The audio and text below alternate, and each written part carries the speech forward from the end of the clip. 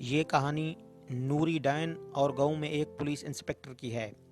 ये जो सामने आपको लाल हवेली नज़र आ रही है, ये एक डैन की हवेली है। इसके ऊपर एक डैन का कब्जा है। कोई भी इंसान, जानवर, परिंदा, कोई भी चीज़ इसकी हवेली की तरफ नहीं जा सकता, क्योंकि अगर कोई इंसान वहाँ गलती से चला भी गया तो डैन उसको पकड़ लेती है, उसको मार देती है। इंसान को मारने के बाद उसकी लाश की भी ज़बरदस्त किस्म की बेहुरमती करती है, उसको टुकड़े टुकड़े करके बाहर फेंक देती है। इसके बारे में मशहूर है कि ये मगरिब के औकात में अक्सर आती है, गांव का चक्कर लगाती है। अगर कोई यहाँ उसको मिल जाए तो उसको पकड़कर अपनी हवेली में ले जाकर बंद कर देती है। 2-3 दिन के बाद उसकी लाश के टुकड़े टुकड़े बाहर फेंक देती है। बहुत मर्तबा लोगों ने अपनी आंखों से देखा कि डायन इंसान को उठाकर ले जा रही है और फिर वो उसको ले जाकर अपने महल में, अपनी इस लाल हवेली में गायब हो गई।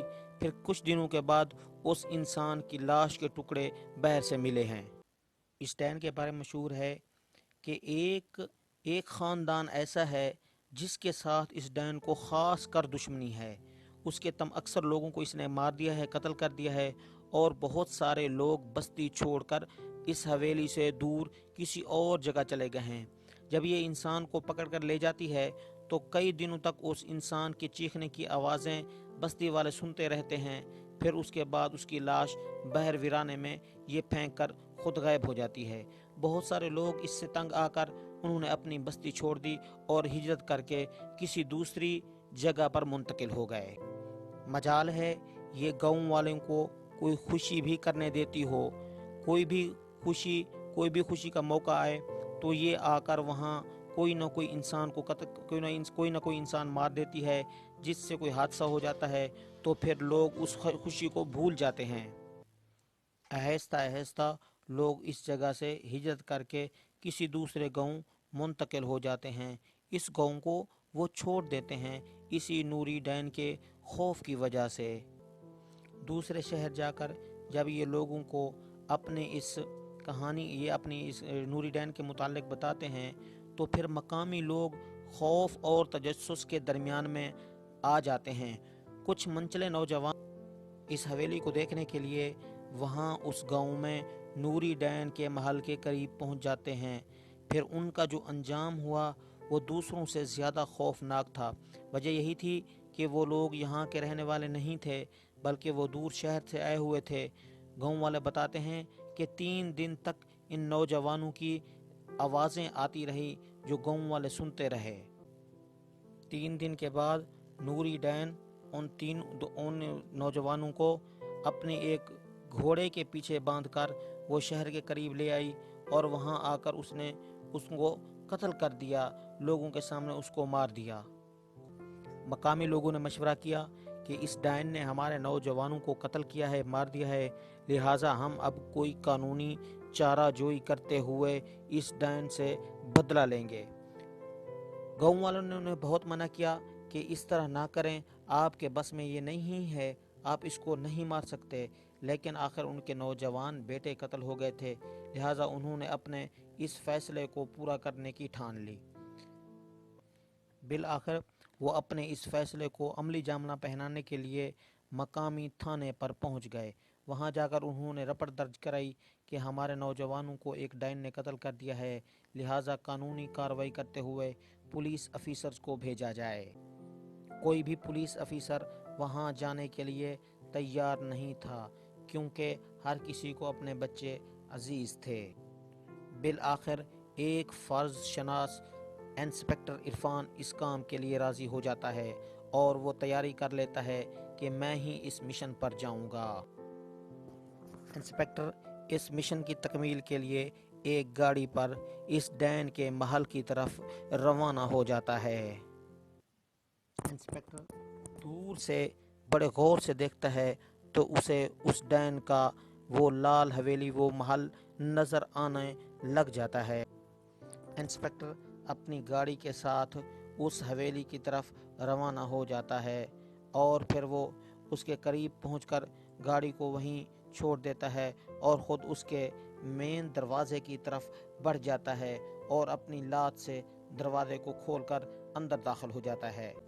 انسپکٹر یہ دیکھ کر حیران رہ گیا کہ اندر خوبصورت ایک گارڈن ہے، خوبصورت درخت ہیں اور اندر ایک گھر بنا ہوا ہے۔ انسپکٹر چلتے چلتے حیران بھی تھا اور ڈر اور خوف کے درمیان اس گھر کے قریب پہنچ گیا۔ جب وہ اس محل کے قریب پہنچا تو اچانک سے وہ ڈائن ظاہر ہو گئی۔ انسپکٹر نے اس کی طرف اپنی بندوق کھڑی کی، اس کو مارنے کے لیے تیار ہو گیا، لیکن ڈائن نے کہا، نہیں انسپکٹر صاحب نہیں، اپنی بندوق نیچے کریں اور میری بات کو سنیں۔ انسپکٹر نے یہ اس کی بات سنی تو ایک درخت کے قریب سے ہوتا ہوا درخت کے نیچے بیٹھ گیا اور وہ ڈائن دوسرے درخت کے قریب آ کر انسپکٹر کے سامنے بیٹھ جاتی ہے اور ان کے درمیان گفتگو شروع ہو جاتی ہے۔ اس وقت وہ ڈائن ایک خوبصورت نوجوان لڑکی کی صورت میں آتی ہے اور آ کر اپنا سارا واقعہ بتانا شروع کرتی ہے۔ پہلے تو وہ انسپکٹر ان سے ڈر گیا تھا، لیکن نوری نے اسے یقین دلایا کہ وہ ایسا کچھ نہیں کرنے والی جس سے انسپکٹر عرفان کو کوئی نقصان پہنچے۔ تو انسپکٹر عرفان اس کی بات کو سننا شروع ہو جاتا ہے اور نوری اپنی بات شروع کر دیتی ہے۔ نوری بتلاتی ہے کہ یہ ان دنوں کی بات ہے کہ جب میں میٹرک میں اپنے سکول میں پڑھ رہی تھی تو ہمارا گزر بسر، میرا والد ایک غریب کسان تھا، مزدوری کرتا تھا اور ہمارے علاقے کا جو سردار تھا امداد اللہ، اس کی نوکری کیا کرتا تھا۔ تو میٹرک کے امتحان میں میرے نمبر سب سے زیادہ آ گئے اور اس وڈیرے امداد اللہ کے بیٹے میٹرک میں فیل ہو گئے۔ تو امداد اللہ نے اپنے بیٹوں کی ناکامی چھپانے کے لیے مجھ پر یہ الزام لگایا کہ نوری کا ہیڈ ماسٹر کے ساتھ کوئی غلط تعلق ہے۔ نوری یہ باتیں بتلا رہی تھی انسپکٹر کو اور خود رو رہی تھی، اور اس نے بتایا کہ جب میرے نمبر وڈیرے امداد اللہ کے بچوں سے زیادہ آ گئے تو اس نے اپنے بچوں کی ناکامی چھپاتے ہوئے مجھ پر یہ الزام لگایا اور میرے تمام اہل خانہ کو گدھے پر بٹھا کر ان کا منہ کالا کرا کے شہر سے بھگا دیا اور پھر مجھے قتل کر دیا، مجھے مار دیا۔ آخر میرا قصور کیا تھا؟ آخر میں پوچھنا چاہتی ہوں کہ کیوں مجھے قتل کیا وڈیرے امداد اللہ نے؟ اب میرے دل کی آگ اس وقت بجھے گی جب میں اس امداد اللہ کو قتل نہ کر لوں۔ تو جانتے ہیں آپ کہ پھر کیا ہوا؟ کیا نوری نے امداد اللہ کو قتل کر لیا؟